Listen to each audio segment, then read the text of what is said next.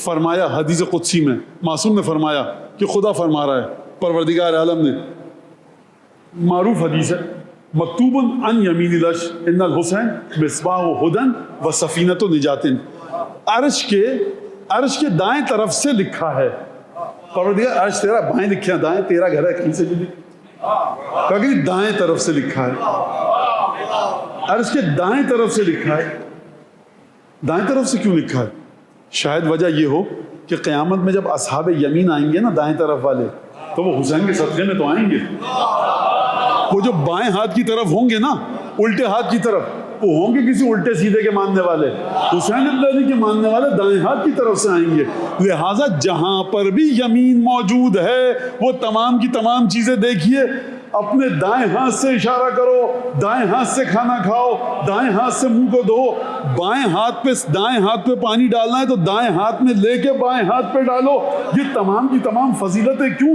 اس لیے کہ عالم غیب میں دائیں کا، یمین کا، سیدھے ہاتھ کا، رائٹ ہینڈ کی ایک حقیقت ہے، اور وہ حقیقت اتنی عجیب ہے، اصحاب الیمین ما اصحاب الیمین فی صدر مخضود و طلح منضود و ظل ممدود و ماء مسکوب و فاکہۃ کثیرہ۔ تمہیں کیا پتا کہ دائیں ہاتھ والے ہیں کون؟ اصحاب مکتوب عن یمین العرش، عرش کی دائیں طرف سے لکھا ہے، حسین مصباح ہدن، ہدایت کا چراغ ہیں، وہ سفینۃ نجات، اور نجات کا سفینہ ہے، نجات کی کشتی ہیں۔ تو اب آپ کی سمجھ میں آیا کہ یہ جو حکمت الہیہ ہے، یہ شہادت حسین ابن علی نہیں ہو رہی ہے جو رگے گلوئے سید الشہداء بریدہ ہوئی عصر عاشور 61 ہجری میں، یہ پروردگار عالم کی ہدایت کے چراغ کے لیے حسین ابن علی کا خون ہے جو تجلی نور الہی کی صورت میں ہدایت کا سامان کرے گا۔ خوب غور فرمائیے گا اس بات کے اوپر، اور کس طرح سے کرے گا میں آپ کو بتاتا ہوں۔ سید الشہداء کا نہیں بتانی چاہیے یہ باتیں، کیوں نہیں بتانی چاہیے؟ اس لیے کہ ہمیں ائمہ سے یہ بتایا گیا ہے، جو چیز جس کی سمجھ میں آ گئی وہ اپنے مقام پر سمجھتا رہے، آپ اپنے مقام پر، بعض چیزوں کو سمجھانا نہیں چاہیے، ذوق کے ذریعے درک کرنا چاہیے۔ سارے امام باڑے سرکار ختم ہو جائیں دنیا سے، آپ کے شہر سے، تمام علم یادگار نہیں سب اٹھا کر لے جائے کوئی، تمام روزوں کی شبیہیں ختم ہو جائیں، پہرے بیٹھ جائیں کہ آپ مولا حسین کی زیارت کو جا ہی نہ سکیں،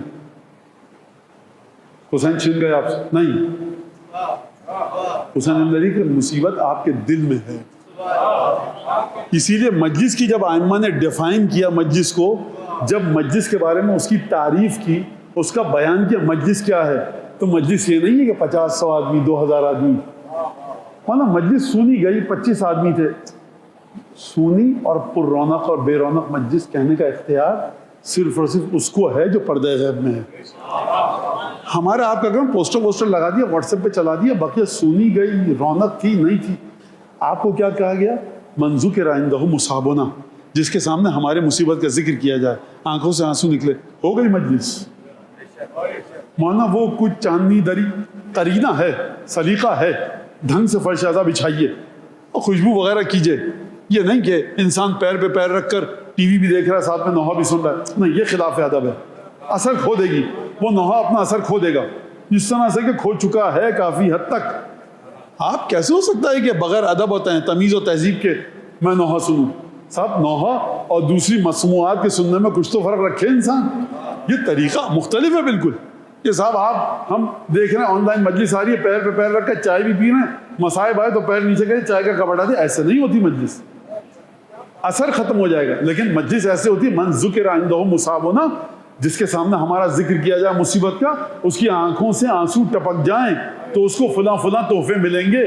یعنی کیا مطلب؟ آپ امام باڑے بند کر سکتے ہیں، آپ امام باڑوں کو نعوذ باللہ ختم کر دیجئے، کہیں امام باڑہ کوئی نہ رہے، علم نہ رہے، روزوں کی شبی نہ رہے، ماتمی انجمنیں ختم ہو جائیں۔ دل میں ہے سرکار، 45 سال بعد جب پہلا 40 آیا تو عراقی نوجوان اس طرح سے ماتم کر رہے تھے کہ جیسے 45 برس وہ ماتم کی ٹریننگ لے رہے تھے، جبکہ 45 برس ماتم پر بھی پابندی تھی، مجلس پر بھی پابندی تھی، گریے پر بھی، تمام چیزوں پر پابندی تھی۔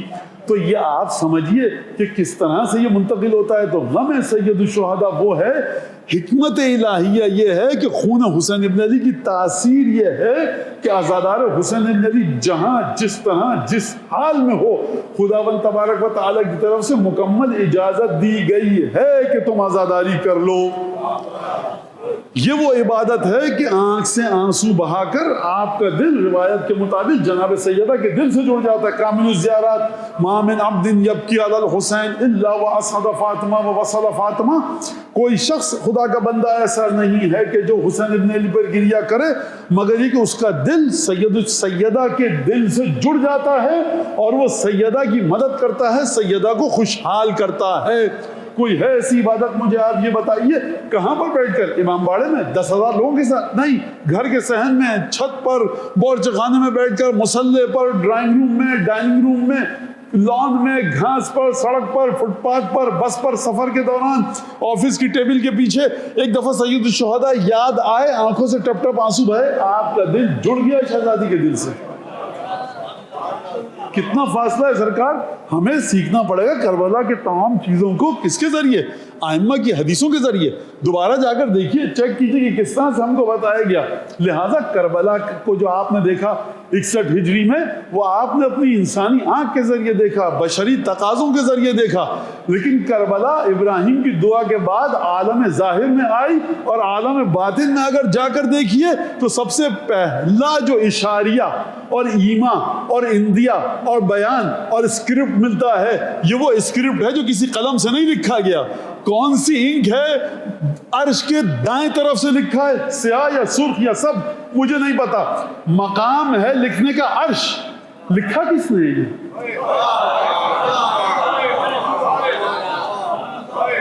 کس پیغمبر نے لکھا ہے؟ اگر عرش الہی ہے تو تحریر الہی ہے. مکتوب عن یمین العرش, خداوند تبارک و تعالیٰ نے لکھا ہوا ہے کہ حسین مصباح ہدن و سفینۃ نجات. حسین ہدایت کا چراغ بھی ہیں, نجات کی کشتی بھی ہیں.